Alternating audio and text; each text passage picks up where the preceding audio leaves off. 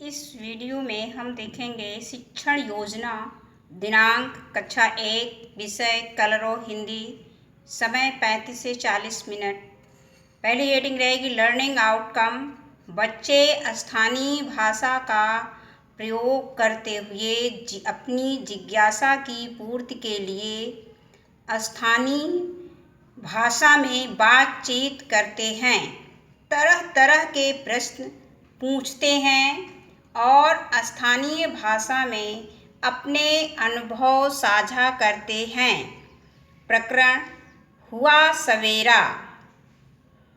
सीख नंबर 3, तीसरी हेडिंग रहेगी सीखने सिखाने की सामग्री। इसमें स्थानीय व मानक भाषा के शब्द कार्ड, चाक, डस्टर, ब्लैक बोर्ड। अगली हेडिंग चौथी, सीखने सिखाने की प्रक्रिया गतिविधियाँ।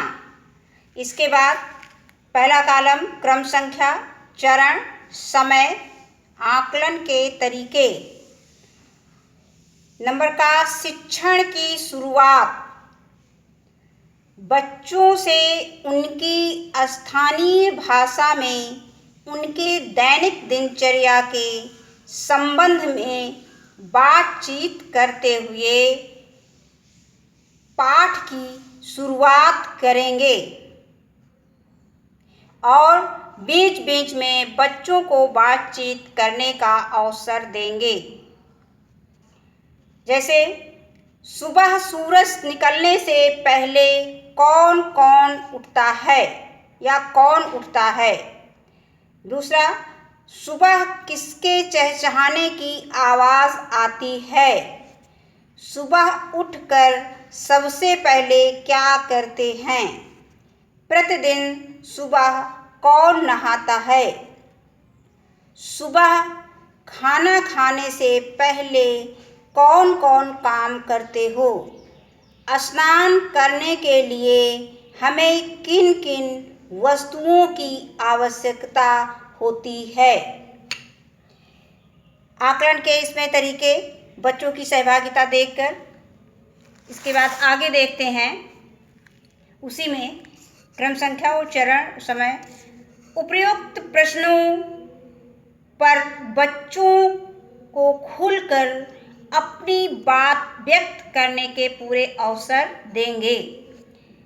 दूसरी हेडिंग आती है उसी में शिक्षण के दौरान शिक्षक पुस्तक में बने चित्र को दिखाते हुए नीचे लिखे हुए बिंदुओं पर विस्तार से बच्चों से बात करेंगे। इसमें पहला प्रश्न रहेगा पाठ के चित्र में क्या दिखाई दे रहा है।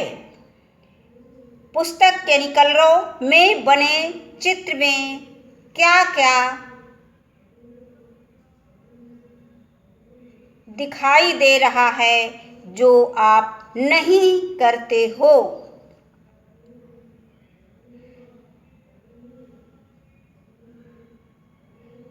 अगला, मुर्गा क्या कर रहा होगा।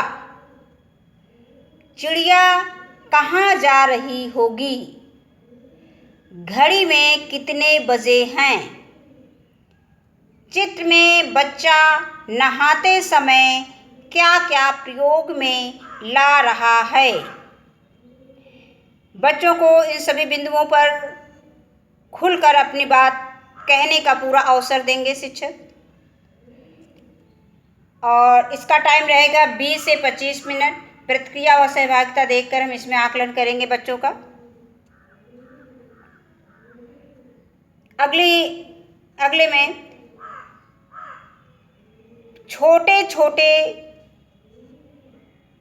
अगले चरण में देखते हैं छोटे छोटे समूह में बच्चे बैठकर पाठ्य पुस्तक कलरव के पृष्ठ संख्या 19 पर बने चित्रों को देखकर आपस में अपनी स्थानीय भाषा में बातचीत करने का पर्याप्त अवसर देंगे। यानी बच्चे बातचीत करेंगे, उसके लिए शिक्षक बच्चों को पर्याप्त समय देंगे। अगला चरण आता है शिक्षक बारी बारी से इन समूहों में बातचीत के दौरान आई कठिनाइयों में मदद करेंगे।